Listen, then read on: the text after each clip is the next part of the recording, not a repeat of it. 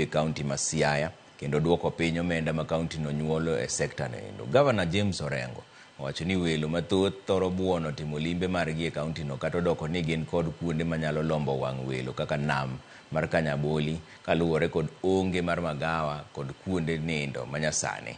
Gino mosehinyo gi kokalo e yor dongruok. To korka kore to jatend migawo mar yor limbe e county no Mikai Angelino Duor olero ni county ma Siaya ni kod ji manigi talanta kod mich manyalo yuayo welo. Investment conference.